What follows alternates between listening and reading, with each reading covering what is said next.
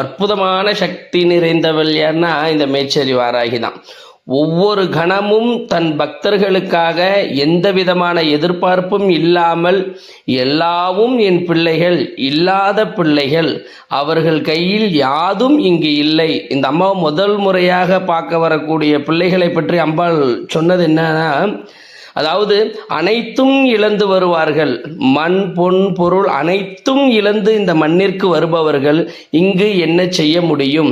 அதற்காக நான் பரிகார நாயகியாக இல்லாமல் என் பிள்ளைகளை பார்க்கும் அருள் நாயகியாக நான் எழுந்து அருள் விளங்குவேன் அப்படின்னு சொன்னவள் தான் இந்த மேச்சேரி வாராகி.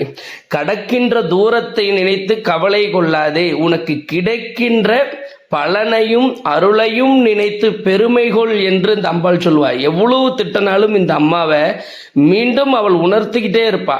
நீ என்னை பாரு, நீ எனக்கான பிள்ளை, நான் பெற்ற பிள்ளை அப்படின்னு சொல்லி உணர்த்தி அந்த சன்னிதானத்தில் அவள் வர வைத்து அவளுடைய அருளை கொடுத்து அனுப்பக்கூடியதுல பெரிய ஒரு சக்தி வாய்ந்தவள் யாருன்னா இந்த மேச்சேரி அம்மா தான்.